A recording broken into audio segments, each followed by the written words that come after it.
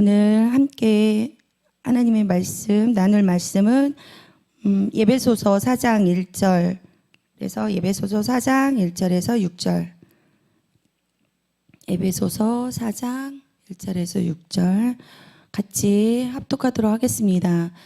그러므로 주 안에서 갇힌 내가 너희를 권하노니 너희가 부르심을 입은 부름에 합당하게 행하여 모든 겸손과 온유로 하고 오래 참음으로 사랑 가운데서 서로 용납하고 평안에 매는 줄로 성령의 하나 되게 하신 것을 힘써 지키라. 몸이 하나이요 성령이 하나이니 이와 같이 너희가 부르심의 한 소망 안에서 부르심을 입었느니라. 주도 하나이요 믿음도 하나이요 세례도 하나이요 하나님도 하나이시니 곧 만유의 아버지시라. 만유에 계시고 만유를 통일하시고 만유 가운데 계시도다. 아멘. 할렐루야. 제목은 오늘 함께 나눌 제목은 그리스도인의 내면의 작은 골방입니다. 그리스도인의 내면의 작은 골방. 그리스도인의 내면의 작은 골방은 어딜까요? 다 아시다시피 우리 마음이라고 다들 생각하시잖아요. 우리 마음이에요. 우리 안에 있는 가장 은밀하고 조용한 곳이기도 하죠. 내면의 작은 그 방에서 어떤 일이 벌어지고 있는지 이게 내면에 있으니까 외부에서는 하나도 볼 수가 없어요. 그 안에 어떤 일이 벌어지고 있는지. 그것은 오롯이 자신만이 알고 있는 것들만 가득 있더라고요. 생각과 감정과 또 꿈과 과거의 현재 막 우리가 드러나지 않는 그 미래의 그 만리장성을 하루에도 몇 번을 쌓기도 하잖아요. 무너뜨리기도 하고. 근데 저는 내가 제목을 딱 정해놓고 내면의 작은 골방을 적어서 이렇게 하고 나서 생각을 해봤는데, 내면에 있는 나만 알고 있는 그 내면의 공간을 생각을 했는데 왜 갑자기 이 골방, 작은 골방이 떠오르는 게 있었어요. 이제 동생이 떠오르더라고요. 내면의 작은 골방. 우리 어렸을 때 보면 다락방, 미닫이 골방 막 이런 것들 있잖아요. 있었어요. 이렇게 미닫이 골방들, 작은. 근데 이제 이 작은 골방이라고 해놨는데 이 작은 말씀을 준비하면서 왜 작은 골방이 떠올랐을까? 동생이 갑자기 이렇게 또 떠오르나. 하나님이 까마득하게 또 제가 하나님 안에서 예전의 과거들은 정말 아픔의 과거들은 아프게 했던 것들은 하나님이 평안으로 다 잊게 하셨는데 또 다시 이렇게 평안으로 올라오게 하셔서 생각나게 했어요. 그 작은 골방에 미닫이 골방이 하나 있었어요. 근데 동생이 초등학교 5학년 때 집을 나오게 됐어요. 집을 나오게 됐는데 왜 나왔냐면 그 아이가 정말 뭐 불량해서 나온 건 아니고 아빠한테 하루가 멀다 하고 매일같이 맞았어요. 그날도 동생이 집을 나와서 도망가는 과정 속에서 큰 그 덤프차에다가 동생에게 교통사고가 난 거예요. 교통사고가 나서 보호자에게 연락을 해야 되잖아요. 그 어린아이가 병원에 실려갔으니까. 근데 어떻게 사고가 났냐면 덤프차에 탁 치여서 위에 올라가서 탁 떨어졌대요. 근데 동생이 어렸을 때니까 여기서부터 이렇게 눈을 살짝 피해서 여기까지 귀까지 해서 쫙 찢어진 거예요. 엄청난 큰 사고죠. 거기만 다쳤겠어요? 근데 그 동생이 병원에서 제때 치료를 받아야 되잖아. 근데 그 무서운 아버지에게 연락이 갔으니 얼마나 두렵고 얼마나 떨렸겠어요. 그 두려움의 공포는 이루 말할 수 없어요. 우리가 차에 치여서 죽는 것보다 그게 더 공포고 더 무서웠을 거예요. 그래서 그 동생이 병원에서 제대로 치료도 못 받고 그 어린아이가 뛰쳐나온 거예요. 그 어린아이가 온몸에 다 그 상처 투성으로. 그러면서 누나인 저에게 온 거예요. 제가 기숙사에 있었는데 근데 동생을 숨겨야 되잖아요. 이 동생을 다시 제가 병원에 데리고 갈 수 있는 상황이 아니에요. 아빠의 말 한마디에 우리는 다 잡힐 수 있는 상황이에요. 근데 여자 기숙사이다 보니까 동생을 숨길 때가 그 미닫이 골방이 있어요. 거기다 짐들을 싸놓잖아요. 미닫이 골방에 그때 3명이 지내고 있었는데 미닫이 골방을 다 치웠어요. 밑에 위에 한 칸, 밑에 한 칸, 2칸이 있었어요. 사람 하나 누울 자리. 그 자리를 치우고 동생을 거기다 숨겨서 같이 지내게 돼요. 여자 기숙사이다 보니까 근데 그 안에서 이제 나의 사정들을 다 하니까 동생이 남자이잖아요. 여자 기숙사에 남자가 있는데 그 다 도와서 식당 가서 밥 갖다가 동생 주고 약 사다가 다 발라주고. 근데 이 작은 골방 안에서 왜 내가 내면의 나의 그 나만 아는 오롯이 나만 아는 그 내면의 골방에 나의 두려움과 나의 떨림과 우리는 막 분노할 거는 없었어요. 왜? 그 두려움이 무서움이 더 컸으니까 막 분노는 낼 수가 없었으니까 그 어린아이들이 무슨 분노를 내겠어요. 거기에 지금 여러분들은 살면서 기쁨과 희락과 다 어려움들 다 있잖아요. 그 기쁨은 잠시고 나의 슬픔도 잠시고 그렇잖아요. 계신 거에 감사해야 돼요. 부모님 계신 거에 감사하고 진짜 감사해야 돼요. 따뜻한 집에서 그렇게 지낼 수 있다는 것도 감사해야 돼요.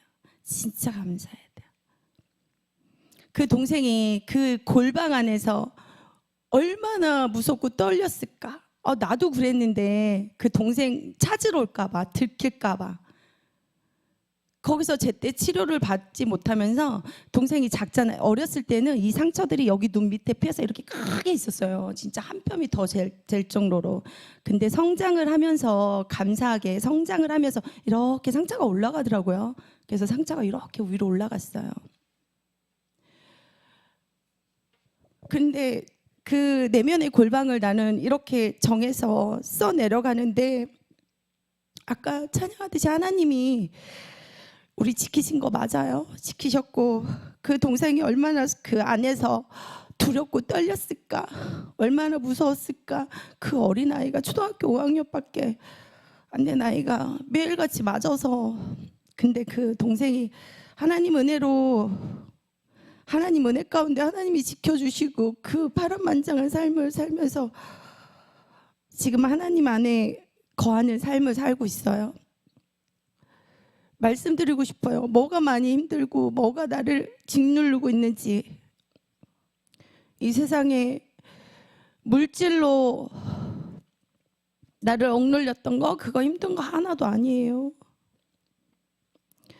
그냥 있는 자리에서 늘 감사하라고 하는데 저도 그랬으니까 있는 자리에서 그러면서도 저는 감사했던 거 되게 많았던 것 같아요. 하나님을 알지도 못하면서 매일 쫓겨다니면서 주변에 많은 사람들로 인해서 늘 감사하고 고맙고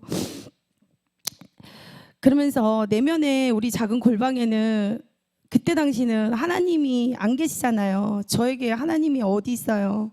그리고 저희 집은 알다시피 무속신앙이잖아요. 할머니가 법당을 차려서 그렇게 하고 있는데 하나님을 찾을 수가 없어요. 근데 저희가 찾는 게 하나 있었어요. 할머니. 할머니하고 잠깐 짧게 살았는데 이제 저 같은 경우는 초등학교 5학년인가 6학년 때 돌아가셨으니까 제가 찾는 그 믿음의 신은 할머니밖에 없었어요. 늘 할머니. 그렇게 할머니가 보고 싶고 그 어려운 상황에서도 어린 나이에도 할머니가 빨리 데려갔으면 좋겠다. 할머니가 데려갔으면 좋겠다. 근데 의지할 사람이 하나도 내 대상에는 없었고 내 내면에는 하나님이 계실 때 안 계실 때 무엇으로 가득 찼는가. 그런 어려움들로 가득 찬 게 아니라 정말 두려움으로 가득 차 있었다라는 거죠. 그래서 여러분 지금 내가 예수님을 믿는 내 마음 가운데 무엇으로 가득 차 있어요? 하나님이 계실 때하고 안 계실 때하고 그 마음들이 막 다르잖아요. 떠나가잖아요. 그래서 우리의 일상생활 속에 우리 일상 삶 속에서 빈틈없이 가득 메웠던 그런 수만 가지 사건들 통해서 그릇된 그 행동들과 잘못된 행실들을 또 하나님 만나면서 우리 그 행실이 경계를 하게 되고 잘못된 행실을 경계하게 되고 그 행동들을 다 하나님 안에서 또 하나님이 지키심으로 인해서 우리의 삶이 조금씩 변화되어 가고 있더라고요.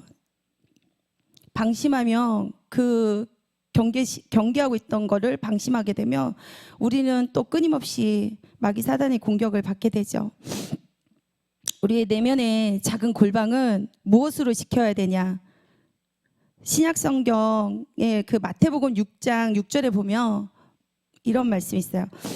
너는 기도할 때 내 골방에 들어가 문을 닫고 은밀한 중에 계신 내 아버지께 기도하라. 아멘. 너는 기도할 때 내 골방에 들어가 문을 닫고 은밀하게 하나님께 기도하래요. 우리의 골방은 하나님과 이제는 제 마음 가운데는 하나님과 은밀하게 대할 수 있는 그런 골방의 자리가 된 거예요. 그 두렵고 떨리고 무섭고 했던 골방들이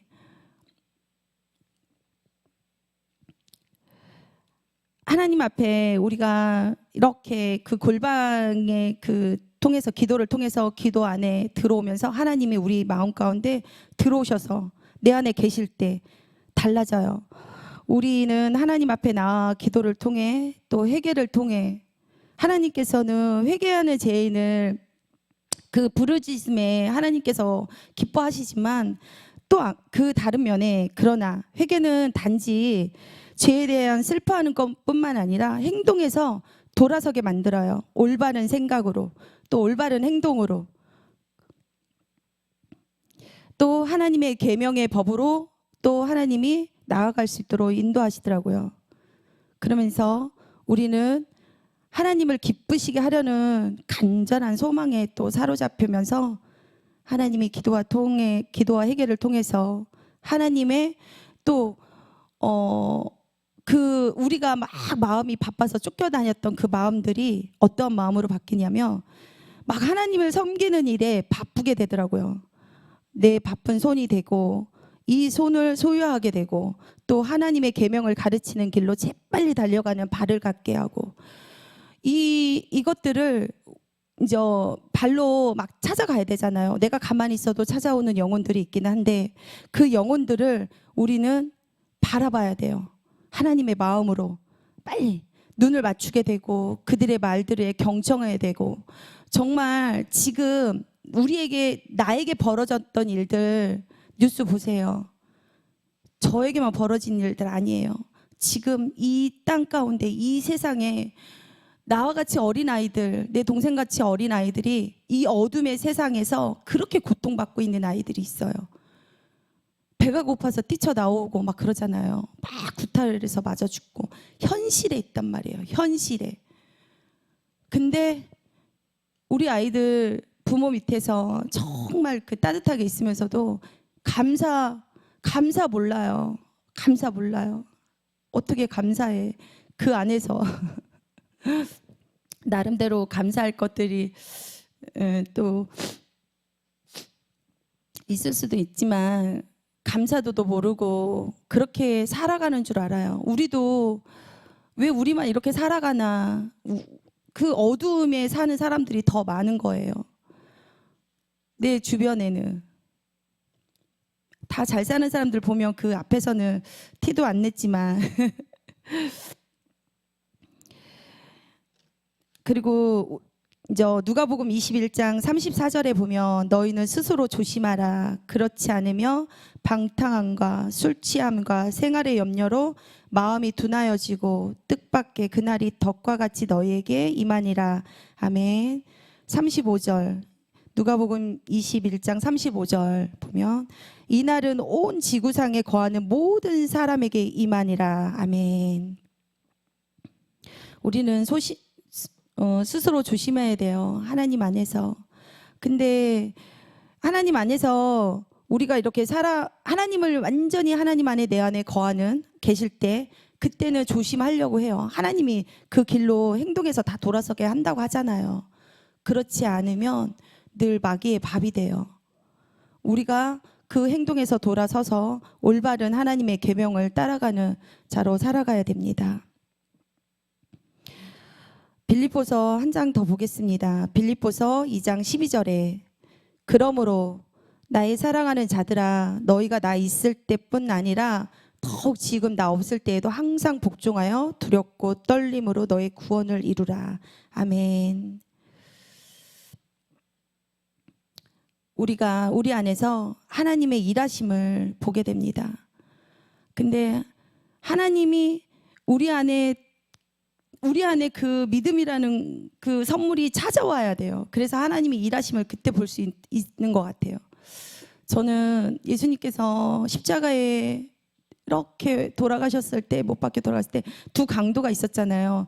한 강도는 예수님과 함께 그 낙원에 있으리라 하고, 한 강도는 어디에 가 있겠어요. 근데 같은 강도였는데 한 강도에게는 그 마음이, 예수님의 마음이 임했던 것 같아요.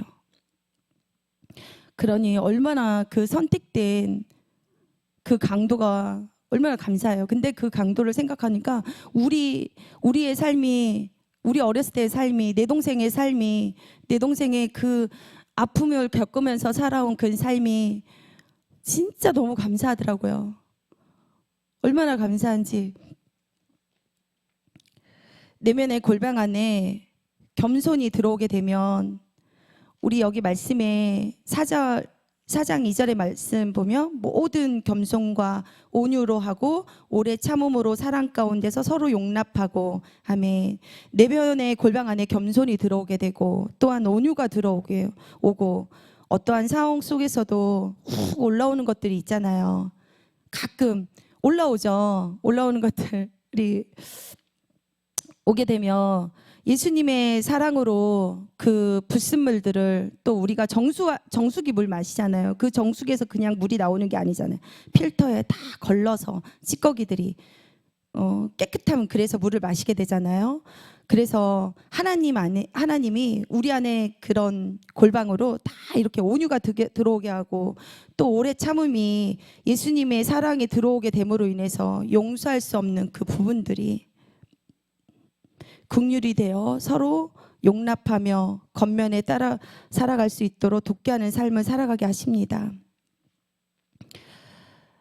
그래서 우리가 그 삶을 알기 때문에 어려운 삶, 두렵고 떨리는 삶, 세상에 그 어둠의 권세에 잡혔던 그 억눌렸던 삶들이 그 내면에 하나님께서 사랑과 긍휼과 찾아오심으로 우리의 마음밭이, 내면이 예수님이 계신 내면으로 그 골방이, 그 따뜻한 골방이 되온 거예요.